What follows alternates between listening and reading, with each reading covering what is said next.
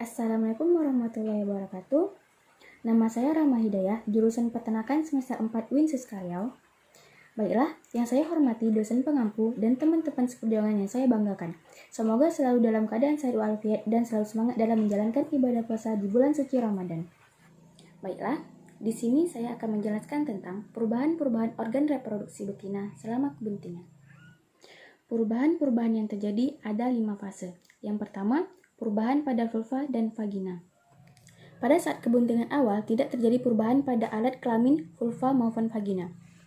Tetapi setelah kebuntingan berumur 6-7 bulan pada sapi, maka akan terlihat adanya edema atau pembengkakan pada vulvanya. Semakin tua umur kebuntingan, maka akan semakin jelas edema pada vulva tersebut.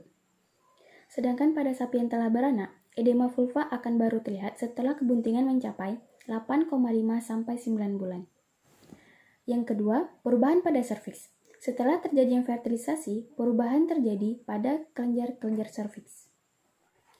Krita endosifikal akan bertambah jumlahnya dan menghasilkan lendir atau mukus yang sangat kental serta menyumbat analisis serviks. Mukus ini disebut sumbat serviks atau sumbat mukus kebuntingan yang akan segera mencair sebelum partus dan dikeluarkan dalam bentuk-bentuk tali mukus. Yang ketiga, perubahan pada uterus. Perubahan-perubahan pada uterus seperti yang pertama, terjadinya vaskularisasi pada endometrium. Yang kedua, terbentuknya lebih banyak kelenjar endometrium. Yang ketiga, miometrium menjadi tenang, yaitu tidak mengalami kontraksi lagi. Yang keempat, setelah terjadi implantasi, penyaluran makanan dari induk ke anak lebih lancar. Ada hubungannya lebih erat dari trofoblast dengan pembuluh-pembuluh darah pada endometrium. Yang kelima, terjadinya pertukaran zat makanan dari induk ke anak dan zat buangan dari anak ke induk. Hal ini terjadi sejak terjadinya implantasi yang juga disertai oleh terbentuknya anyaman pembuluh darah. Yang keempat, perubahan pada amnion dan allantois.